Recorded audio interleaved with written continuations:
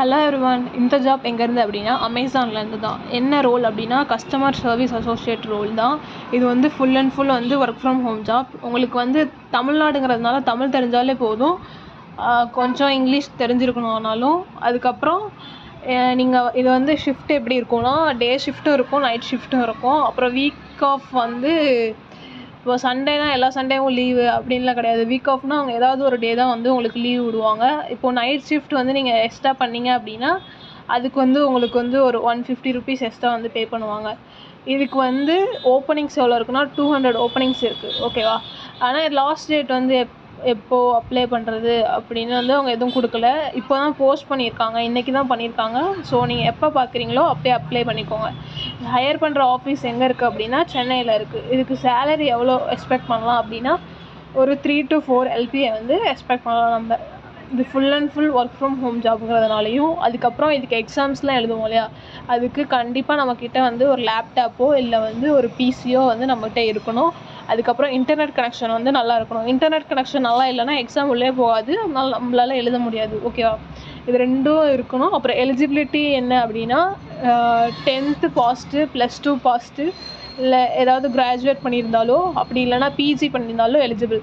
இப்போது நீங்கள் எக்ஸாம் எழுதிட்டுருக்கீங்க இல்லை படிச்சுட்ருக்கீங்க அப்படின்னா நீங்கள் வந்து இதுக்கு அப்ளை பண்ண முடியாது. அதுக்கப்புறம் ஏன்னா இது ரொட்டேஷ்னல் ஷிஃப்ட்ஸ் எல்லாமே இருக்கும் இல்லையா, அதனால் வந்து எலிஜிபிள் கிடையாது.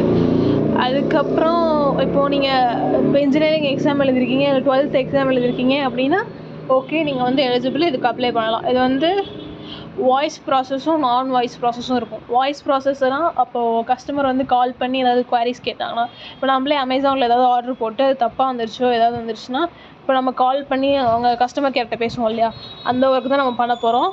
அது மாதிரி வாய்ஸ் ப்ராசஸும் இருக்கும். இல்லைனா சேட் மூலயமா நம்ம வந்து பண்ணுவோம் இல்லையா, கஸ்டமர் கேரை காண்டாக்ட் பண்ணுவோம் இல்லையா, அது மாதிரி நீங்கள் வந்து சேட் வழியாகவும் பேசுகிற மாதிரி இருக்கும். ஸோ நமக்கு வந்து கொஞ்சம் இங்கிலீஷ் தெரிஞ்சிருக்கணும். அப்புறம் இது ஃபுல்லாக தமிழ்நாடுங்கிறதுனால நோ ப்ராப்ளம், அதனால் கொஞ்சம் இங்கிலீஷ் தெரிஞ்சால் போதும், ஓகேவா? அவ்வளோதான். அப்புறம் உங்களுக்கு வந்து ஒரு ஹெல்த் இன்சூரன்ஸ் மாதிரி வந்து ஒரு 5 lakhக்கு வந்து கொடுப்பாங்க. அதுக்கப்புறம் உங்களுக்கு ஒரு மீல் கார்டு கொடுப்பாங்க எக்ஸ்ட்ரா. அது வந்து மந்த்லி எவ்வளோனா 1100 வந்து கொடுப்பாங்க, ஓகேவா? அப்புறம் நைட் ஷிஃப்ட்டு தான் எக்ஸ்ட்ரா பார்த்தோம் அப்படின்னா 150 ருபீஸ் வந்து கொடுப்பாங்க. அப்புறம் 5 days தான் ஒர்க்கிங் டேஸ், 2 days வந்து உங்களுக்கு லீவ். அது எந்த இதுன்னு தெரில, அதாவது சாட்டர்டே சண்டே தான் லீவுன்னு இல்லை, அது வந்து வீக்கில் எது வேணாலும் வரலாம் ரொட்டேஷ்னலாக. அப்புறமேட்டுக்கு நீங்கள் ஒர்க் ஃப்ரம் ஹோம்ங்கிறதுனால உங்களுக்கு 1250 வந்து மந்த்லி வந்து கொடுத்துருவாங்க, ஓகேவா? மந்த்லி வந்து கொடுத்துருவாங்க இன்டர்நெட்டுக்கு. அவ்வளோதான்.